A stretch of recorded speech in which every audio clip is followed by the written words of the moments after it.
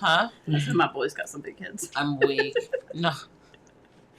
Dude, Dude, okay, so I didn't realize that there was a disclaimer that I don't have to, I talked to Kat, she said no, I didn't have to read it every time, but I'm just going to get in the habit because I'm not going to remember the chapters that I am supposed to read it, so just to cover my basis.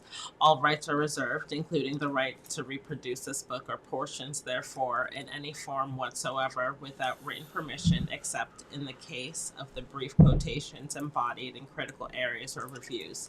This is a work of nonfiction regarding true events.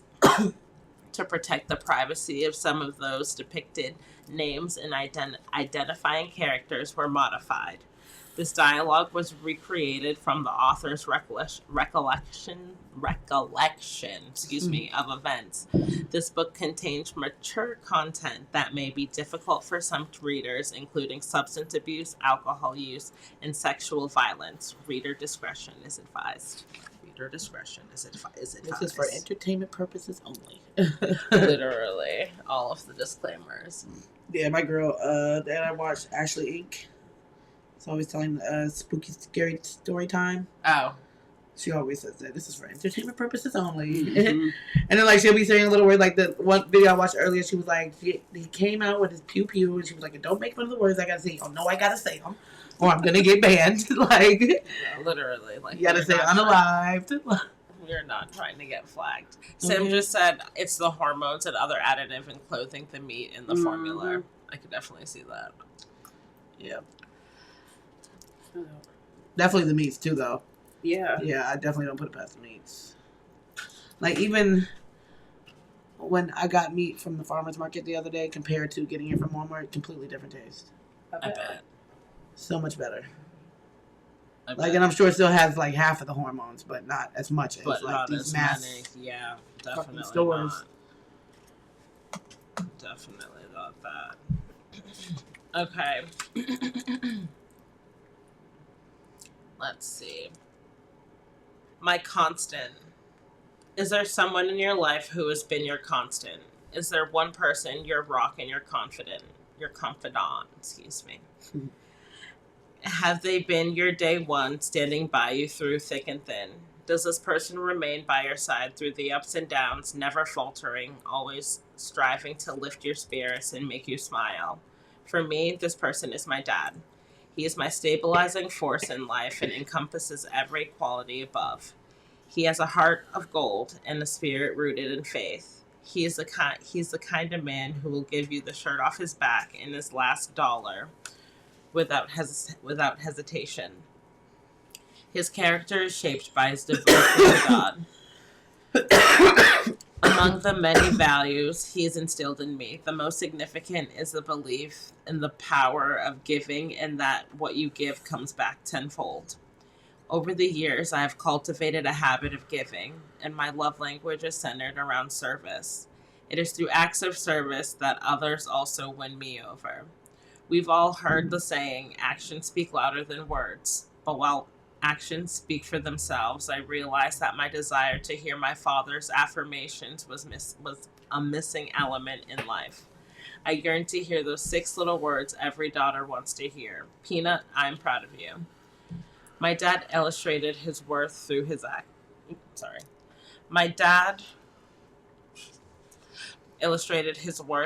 actions, but he had difficulty expressing his emotions such as I love you or I'm proud of you. His philosophy was I already knew his love and pride for me, yet I didn't. I waited and hoped he would say something, anything to make me feel seen, but words weren't his way. He constantly made me feel like those words had to be earned, which motivated me to dedicate my entire life to proving myself to him and exemplifying my worth.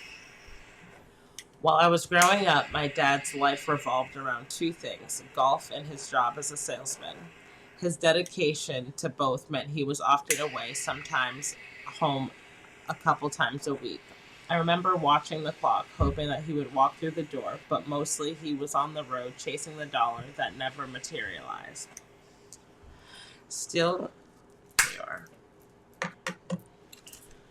Still, despite his frequent absences, I could count on him for the moments that truly mattered when he was home. He never missed a soccer game if he was in town, even though I spent most of my time being a dedicated bench warmer.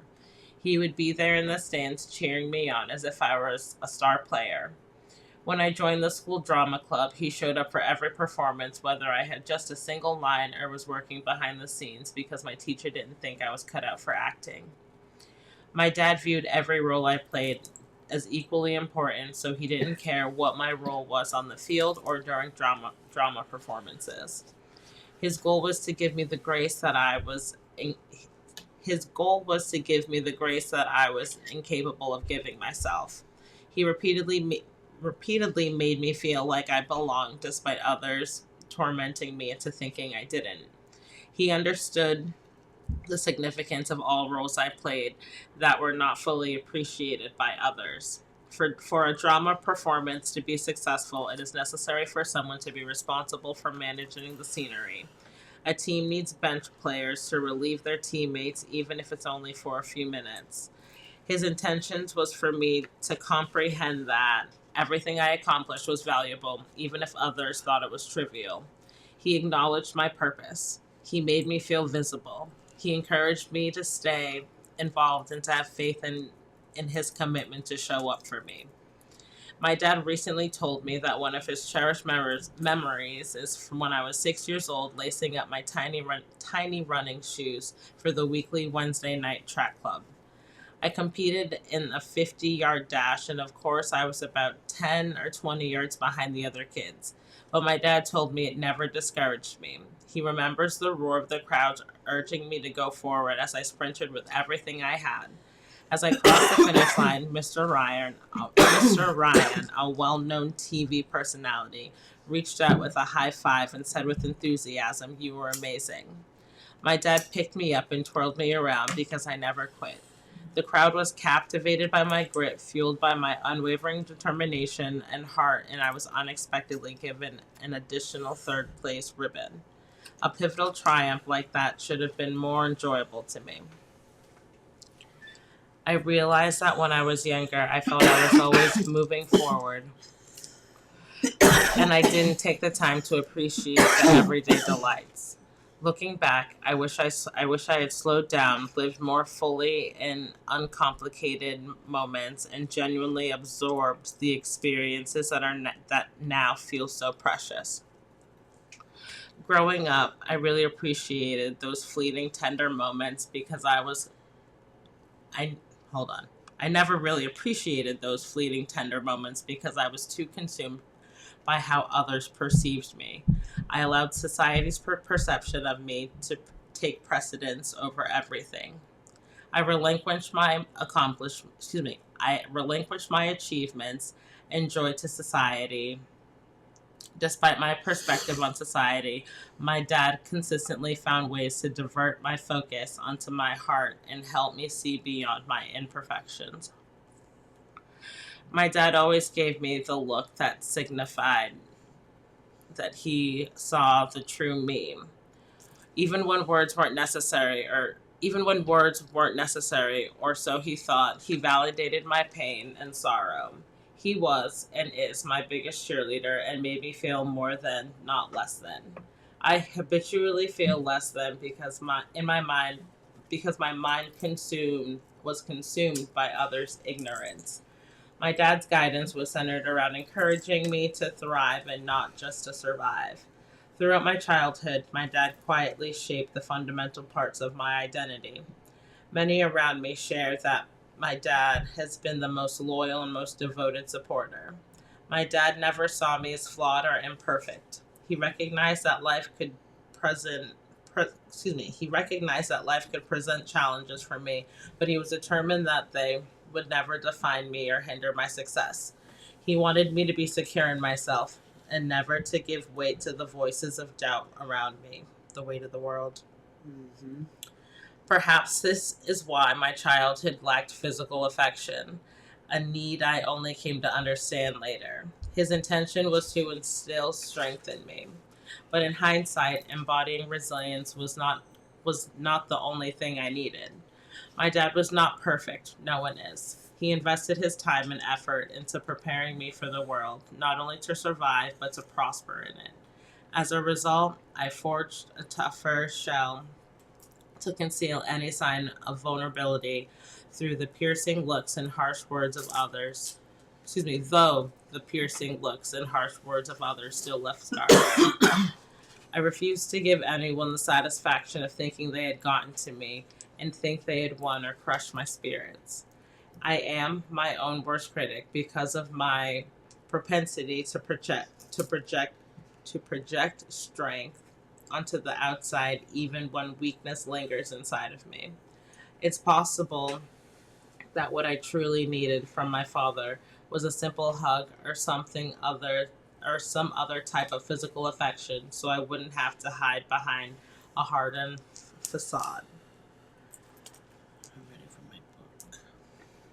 I'm weak. I like to be followed because if I don't follow along, I get so distracted. So I gotta like look at the video. Yes, because I'll be like start thinking about other shit. I'm weak. We're on page 38. That's why I'd be like, you want me to read some? Oh, yeah. Well, you I can like take when other people over. read, I can listen. So if I read, sometimes when I'm looking at it, You'll I'll reread the same things over and over and get distracted. Yeah, I have to really settle my mind. Yeah. Mm-hmm. Me too. I was just about to start on the second paragraph if you want to take over. Then my dad. Yeah. Clear my throat. My dad could never see the world through my eyes, but it wasn't his job to do so. I feel his job was to be a shoulder to lean on, provide steadfast support, and deliver the tough love I needed to grow intellectually. My dad would often take me to a nonprofit hospital about an hour and a half from where we lived to be fitted for my prosthetics. My dad would always fill the back seat of his beloved beige Cadillac with all my favorite stuffed animals. I kid you not, there would be 10 to 15 different stuffed animals, which he knew I needed for the long car ride. On the way, we would stop at McDonald's to get orange juice and a breakfast sandwich. It was our ritual, a ritual that he knew I loved. When we were together, my father had a mystical way of calming my mind and making time stand still. He also had a habit of preaching the same things repeatedly. Why do you care what others think? Let them stare. Peanut, don't let them get to you. Peanut, don't forget how strong you are. My father's rare indirect optimism and praise were never enough to compensate for the fact that I had to live with my imperfections. I would hide my prosthetics even at the nonprofit hospital. Isn't that crazy? I was finally surrounded by other imperfect kids like me, and I didn't even want them to judge me. I didn't want their parents to judge me. It's the irony. At appointments, I would remove my prosthetics to try on new ones and walk around an open seating area to ensure everything fit properly. I would get a pit in my stomach while walking around with my prosthetic visible to everyone. It reminded me of school, where I was giving everyone something to stop and stare at.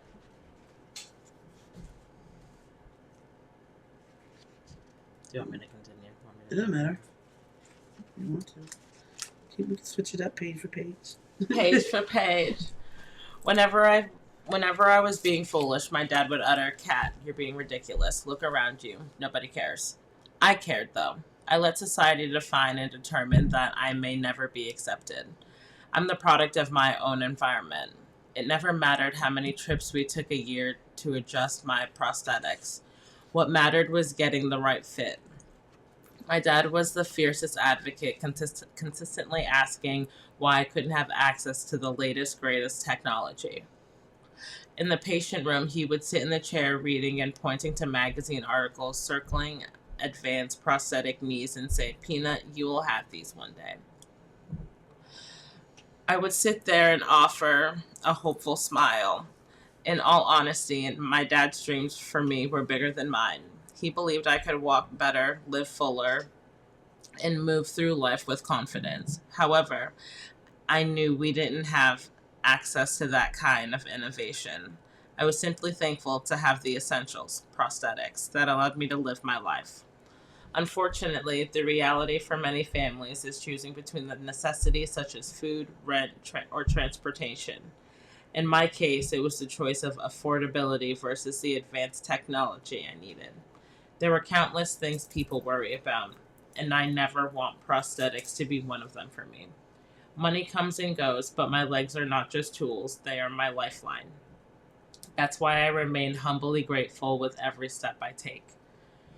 Oh shit, did you wanna, sorry, go Yeah, it ahead. doesn't matter. Yeah, I mean, yeah, 'cause that was kind of like a paragraph. You had to finish it, so. I'm weak. Okay, go ahead. All right. Throughout my childhood, my efforts were always directed toward gaining my father's approval and recognition and attaining his rare verbal affirmations. My desire was not to please myself or society. It was always an inevitability to please my dad. Even now, I constantly feel that there is a void that I am unable to fill. My emotions are my emotions. That's not self-doubt, that's pure honesty. My dad is everything to me. My sisters never shared much interest in my dad's passions or hobbies, so I took it upon myself to step into this role. Whether it meant going to a bar to watch a game, cheering in a baseball venue, or learning how to swing a golf club, I was there. Because nothing compared to his love for golf, I because nothing compared to his love for golf. I always thought learning and playing the game, which he still loves unconditionally, would unlock the key to his heart. I continue to strive to receive physical affection and verbal affirmation from him to this day. However, it's possible that my dad doesn't have the capacity to give me the validations I seek because he doesn't receive the support or validation he deserves from my sisters or mother. Damn. My family is its own collection. My bad. I was like, damn. It's its own collection of tangled knots. I'm beginning to come to terms with the fact that my father loved me without conditions in his own unique way. However, deep within, I have never felt genuinely loved before, whether it was from others or even from myself. I pour so much of myself into others, yet I've never been the witherall to pour into myself. I've never had someone reciprocate the actions and emotions I pour into them. It's been a lifelong journey for me to accept that, and I'm content with it because I know it won't change who I am. The power of love itself is hard to embrace or to recognize when you haven't experienced it. I tend to give more than I get, and I'm discovering that it's not the fault of anyone, just a part of how things unfold sometimes. I realize my dad has educated me in every aspect of my life. Therefore, as we both age, I am left questioning if I have learned enough from him or have the necessary tools to succeed without him. I notice I am not using his advice and teaching, but I know his lessons will serve me well in the future. I am now developing the ability to believe and understand that my existence is not solely for my father. I am on the right path, heading in the right direction. I must have the faith that he will always be with me, whether physically present or from heaven above. He will always be the one who who motivated me to thrive, not just survive. He will constantly remind me of my worth. He will continue to make me feel like daddy's girl. I was never raised to seek acceptance or affirmation, even though as a young, imperfect girl, I yearned for them. Words, when chosen with care, carry the power to heal, to validate and anchor a soul-seeking depth. I am coming to terms with the fact that my father's age may prevent me from ever hearing the affirmations I have hoped for. So I am modifying my perspective. I am slowly finding peace, baby steps, in his presence rather than focusing on the words within. His love is demonstrated through consistent action and unwavering support. Although a part of me still aches for something he cannot or will not say, I am learning to understand the language of love that doesn't speak. My heart is my own homegrown creation. No one gave it to me. Nothing is given, it's only earned. I strategically apply everything I acquire and learn to drive beneficial outcomes. I have chosen to be a light for others because of my father's lessons in giving and believing in myself. My dad's faith has taught me to trust in myself and in God's plan, knowing that God will wrap his arms around me when my father is no longer here to guide me. Hang in there. Damn, as I can't breathe. Personal. Excuse me. Hang in there, the imperfect you. Remember, it's okay to want to feel loved. It's okay to give more than you get. Just remember, love yourself first. Your purpose is to thrive and not just to survive. Dude, bruh. And that, honestly, no bullshit, that leads into that song "Celebrate Me" by, what is it, Angus Rose. Can you do me a favor and can you like pull it up while I read the Ink Your Thoughts for this week? So it says, use the space below to let your thoughts flow freely. Who is the constant in your life? The person who has always been there for you. How does your constant show their love or appreciation for you? How do you reciprocate it? How does this person influence you? No, I read that wrong. How does this person influence how you give back and how you contribute to society? I wonder if it's just that generation. I don't know if our parents are the same age. They might be because we're the same age. But I don't know if it's that generation in regards to men and not being able to, like, express themselves in terms of, like... It's carried on to our generation. Because I completely, like, I related to that. Right. Like, dude. 100%. 100%. Yep. Even to this day. Yeah. But I wonder, okay, so, and then with that, though, so, and this here goes that shadow work. I wonder if that, like, the relationship with our fathers, if that's what we were seeking when we were, like, off into, like, 100%. going into, like, our own relationships. Yeah. That's why they say I don't know if it's so much as a seeking it. I don't think we realize that's what we're doing. Right. But, like, what we're just, like, because that's people do right. say, like, that you get with people that are, like, your father or, like, your mother and shit, and... Yep. Yeah, I've seen it on both ends. I even married Both the same sexes. name as my dad. I'm weak. No, for real, though. Like, that's how I feel, though. Like, you're not knowingly going after the same thing. It's just something that's missing inside of you. Right. And, like, you're trying to feel that, and then that's, like, a familiar to you. So, like, when you see those actions or feel those actions of somebody that was, like, your mom or your dad or something, it's familiar to you. Yep. So you kind of hold on to that. But do you think that you know, like, off rip, or do you think you have to, like... I don't think so. I think I'm just not realizing it as we're talking about it. Really, because who is willingly going to choose that? No. Right, yeah, because I would damn sure I don't think, like, you consciously know that's what you're doing. Yeah, until you, like, sit there and have a conversation about it. And now you're like, holy shit. Damn, yeah. Like, damn. And you start looking at your past relationships, like, fuck, yeah, I got a bit of a pattern there. Right. Absolutely. Not the pattern recognition. Yep. Dude. Oh, where did you go to? Like, Danny wants to take the Aubrey to be evaluated. I mean, I think she needs to be too, but you know. Oh, Genesis Counseling in Hampton. She needs to go. Might as well take Kat too. Because I know. I know Kat as a group. Sim said from her perspective, she just didn't realize how much at first. Right. That's what I'm saying. I don't really think anybody would know.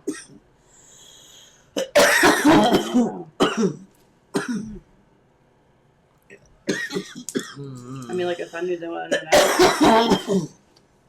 I'm weak as a bitch. But I definitely feel like it's that generation, though. Yeah. Because, I like, agree. in terms of just, like, communicating. Right. Like, and just... But again, okay, in terms of communicating and passing that shit down. So it's like, okay. That's like, what I'm saying. I it just passed into, like, our generation now. Yep. Bruh. Like, maybe if they would have, like, got evaluated. Like, I don't even know. Or not acted like it was such an issue to be evaluated. Bruh. Because, you know, I still haven't told my mom. I mean... And it's like, I feel like, because I talked to her today, I was like, I feel like I'm hiding something. Like, why do I feel like I'm about to tell you I'm pregnant? Right. I'm not pregnant, but like, why do I? Yeah, because it's like a big life thing, you know?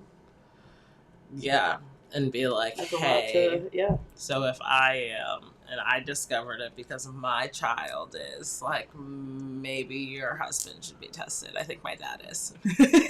Oh, for sure. My dad is. He stutters. Like my dad has a whole stuttering he stutters his ass off. I'm weak. Yeah, my adopted dad does. I don't know why he doesn't get a check for that. That's a little disability. That's Yeah. what- Maybe not back then, but maybe you should try now. Like, Yeah. go get some fucking disability, Dad. Not that I talk to the nigga, but dude.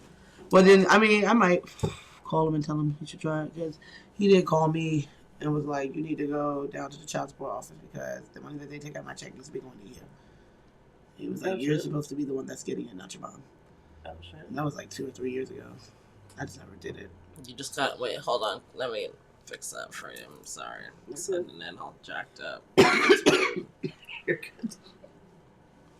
I would have just fixed it for you. Tried to. You just gotta like, cause there's a vein. You just gotta like. I know that's how mine all were too. They've all been like that lately. Cause y'all need to be smoking fucking papers. Bitch, good. Right. Bye. I know every time I walk out I the house, rebuke that in the name of Charles Jesus. like, you smoking those bitches again. She's like, I told you I'd roll you some papers. I said, yeah, but I won't be able to smoke them. I can't roll them shit. Stuck to my bottom lip and some more shit. I'd rather not experience go that. Bitch, go through all. Okay, so with that, let's light a candle. Pull a card. Damn it. I definitely do think though. It's what I mean. I keep saying it. That generation. Yeah. As I'm like, yeah, communication. They don't. I still communication with my own now. So it's like that is so. I'm feeling so like loose. Yeah. This So, is yeah. the weakest Don't link. get I me don't like started. that. The pineapple? No. Yeah, no. Loose as a goose, don't get me started. Huh. The I didn't sweet think you tea would. is sweet tea, and let me get a Yeah, refill. Sweetie's good. She said, "Let me get it." I've Both been. teas are good as shit. I'm on a rotation, so I'm doing one cup every time I sip. I I was sip a gonna say, different I've been cup. sipping, yeah. Yeah, I went a little. That should work. Is it worth it? Let me work Work it. I put my thing down, flip it in reserve. Reserve. Reverses. I mean, Bitch, are you either way. glitching? She's glitching.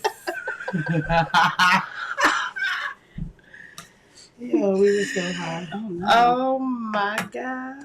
Is that the candle? Open my drink. Oh, from when it fell. But Which you got one a is little that? lavender. Yours. Do you need It's a just refill? I mean, Honestly, I it's just like scoop it out for lavender. yeah, it's lavender rose and it's a fucking cinnamon oil, so it's good shit. Like, you won't die. It's natural. You It's get all a little, natural. A little razzle to your dazzle. I got some antibiotics in me anyway, so it's okay. Oh, shit, that might help too.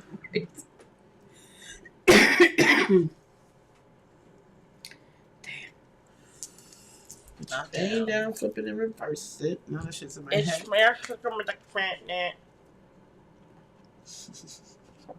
has to loose.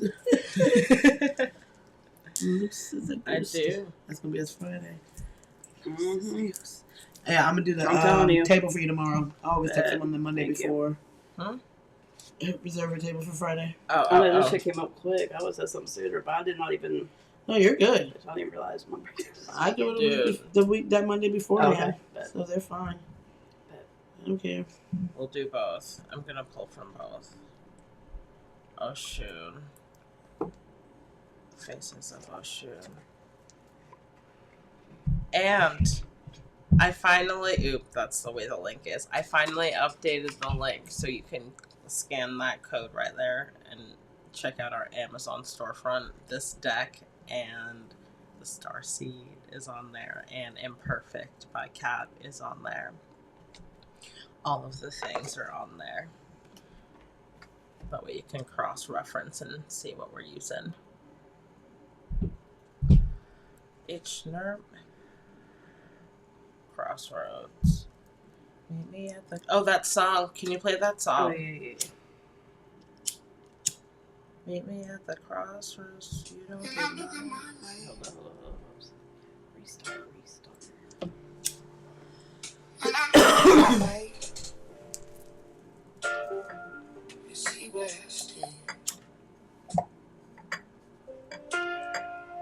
Yeah.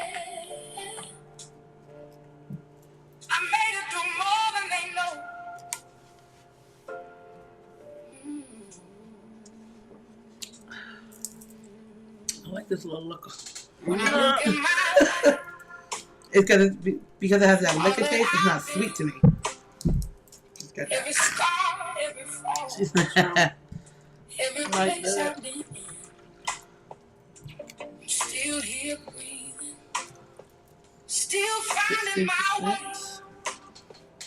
through the nights I thought I wouldn't see another day. Ain't nobody clapping for me, so I'm clapping for myself. All the times I held on when I needed help. I celebrate everything I survived. All the nights I cried. Still I What'd you say? Oh, because of the song, she said, all the nights I cry. I said, okay, I'm going to cry now. kept standing on me. Even when it's hard, I'm who I need to be. You gotta do it for yourself. Ain't nobody coming through. You gotta find your strength even when you don't want to. It's gonna be hard sometimes. It's gonna feel too much. You gon' break, you gon' cry, you gon' wanna give up. But believe me, you gon' make it even when you can't see. You're stronger than the moment. You just gotta believe. I celebrate me for everything I survived. All the storms I walked through. Still I'm here, still alive. Oh, I celebrate me. Yeah, I'm rising slowly, even with no clear view. Nothing stopping me. It's your eyes.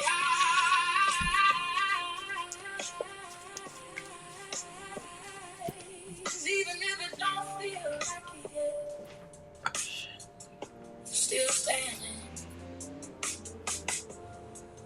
That means something. No one can take that from you. No one. Ah, celebrate me for the woman I became. Through the hurt, through the pain, I still found my way. Hey, celebrate me. And I won't apologize. Every step I took got me to this life. Just hold on. I did that. That's cute. Get a little hard. You gon' be alright. Celebrate you. Yes, celebrate. I'm weak that it like claps at It's the crazy end. cognitive Right. toys and golden doodles need to calm down. Yeah, no. That crossroads, every step you take, baby steps. We got this. Faces of motion.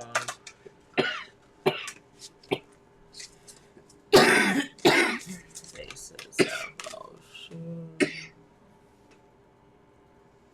Where are we going? We're at the crossroads. Meet me at the crossroads where you won't be lonely.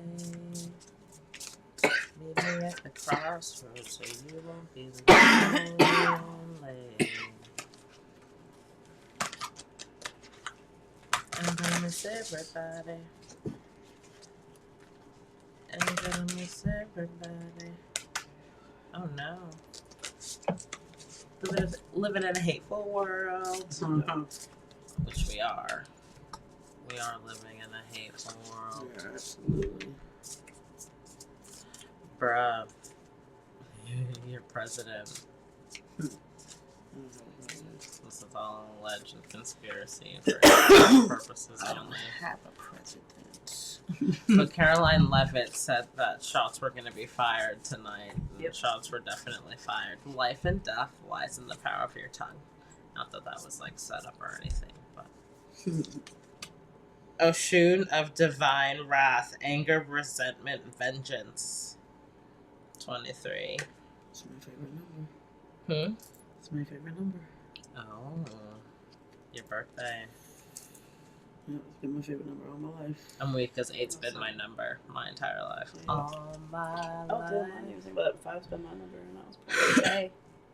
Yeah. I said 5's my favorite number. I was born in May. I didn't even think about that. 5 is my life path number. So that's 3 and 5 are like my other two I never favorites. remember. I have no idea what my number is. I want to say mine's like 8 or 9, if that's even one of them. I'm weak. It's probably not. See, I don't remember. I forgot how you get it. Oh, that's shit. It's like Right? That's exactly what I'm I'm weak. like. Oh, okay. Ocean of divine wrath, anger, resentment, and vengeance. I acknowledge my anger as a tool for self-awareness and growth. Initiation of shadows. Ocean of divine wrath compels you to confront the seeing emotions within. Your rage, whether sacred, or ordinary, can both be a catalyst for change and a burden weighing you down. The turbulent storm inside of you often arises when you feel wronged, disrespected, or unheard. Anger is a natural emotion. Anger is a natural emotion, but clinging to it can be self-destructive. As the famous saying, often credited to Buddha, goes, "You will not be punished for your anger. You will be punished by your anger." What to do now? Dive deep into the roots of your anger.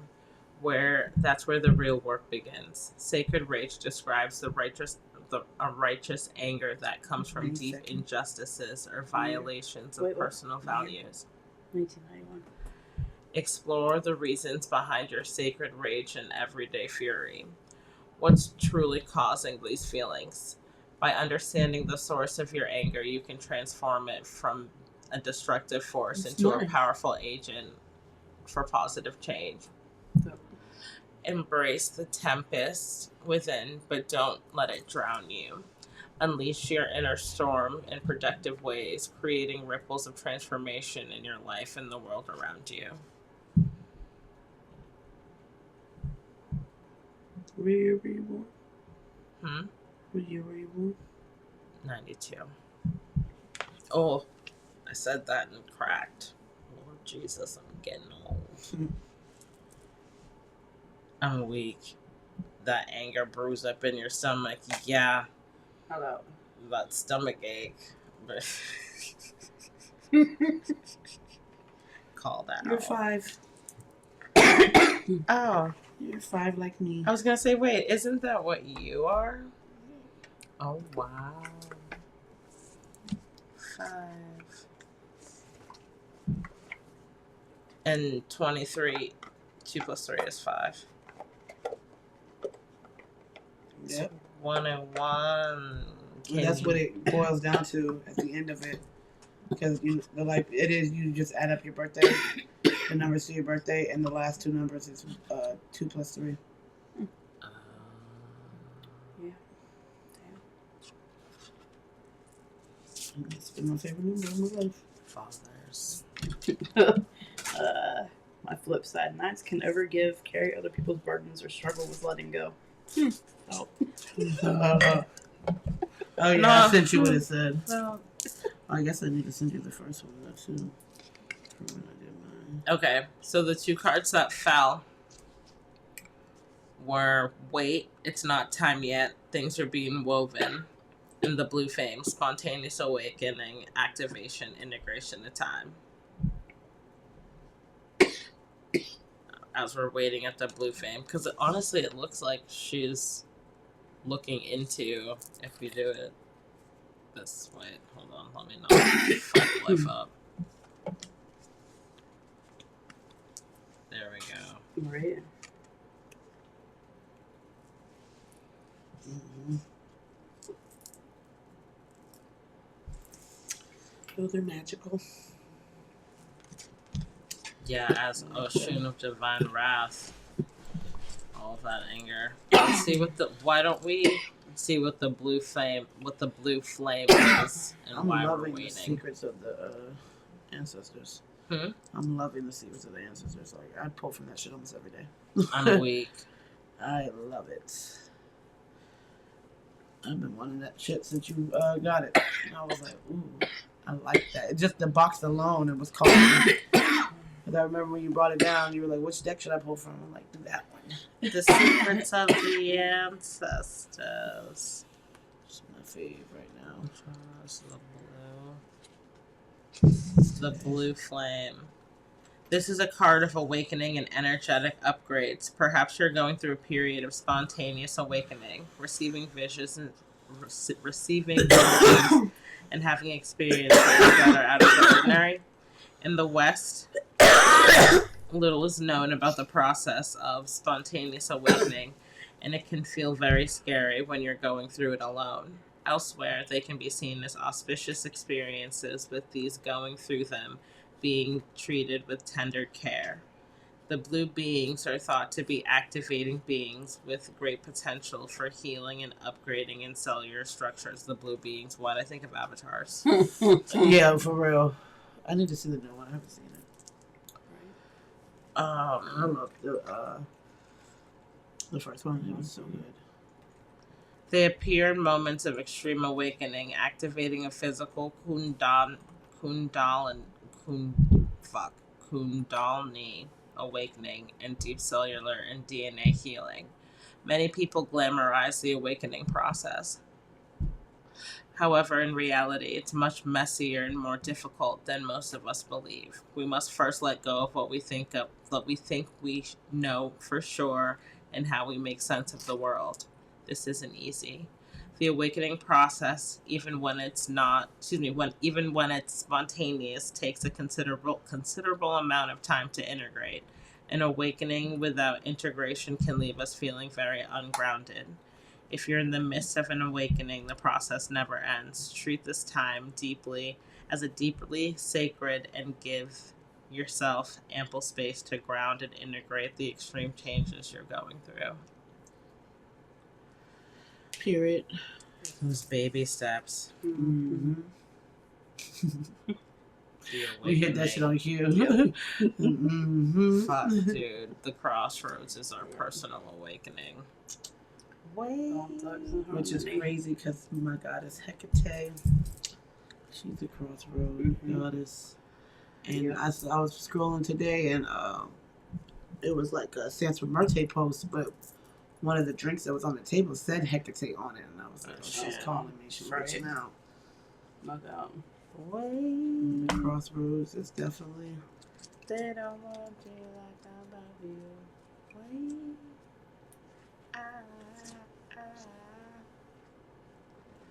They don't love you like I love you. Here you are. You gotta like. I know. Damn veins fucking up. The veins are at a crossroad too. Right. It's not your time yet. Things are being woven. In our fast, loud, reactive, comparative world, where an instant response is often expected at the times, even a currency, it can feel almost impossible to take a breath, let alone give ourselves space to rest, wait, and reset. We're so often in overdrive, expecting instantaneous results over and over again. And when guidance doesn't come at these extreme speeds, it can feel as though something's gone wrong. But often, not receiving guidance is guidance in itself. When you ask for guidance and don't receive it, it can often mean, wait, it's not time yet. The details are being woven. Our challenge is to keep trusting on the surface. Our challenge is to keep trusting when, on the surface, it appears that nothing is happening. To remember that no matter how long or bitter the winter, spring always does come. To remember that you don't need to solve all of the world's problems in a single day.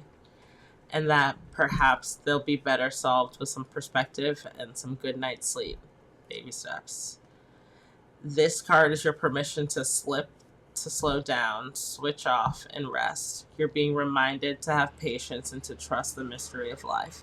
To trust that things are being woven on your behalf. It may not be happening in the timeline you'd like, but gather up the patience and it will be orchestrated better than you can ever imagine.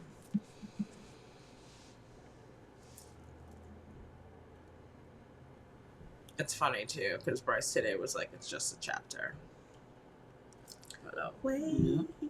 they don't love you. Doesn't like I define love the whole you. story. Wait, they don't love you like I love you. Those little TikTok dances. Mm-hmm. It's crazy. These headphones pick up the sirens. Damn. Heard that. Wee, wee. But that was 3 cards. Crazy. 3 cards. 3 bevs. Yep. 3 people. Mm-hmm. 3 people in the chat. Damn. Okay. I just said 3s was my other favorite number too. All of the 3s. I appreciate everyone tuning in tonight. Please like, share, comment, and subscribe if you haven't already. Check out the garden, mjsgarden.com. Check out Blazy Susan's website. Happy birthday, Kat. Yes, happy birthday, Kat. My book will be here Tuesday. Hey, yes. She did buy the book. So, if you haven't bought the book, make sure you scan And I that specifically QR waited for code. Tuesday. Check out our Amazon store, find grab Kat's book. I appreciate you guys. I will post the Ink Your Thoughts not the day before like I did. I was slacking hard, buddy. But I appreciate everyone. We'll see you guys later.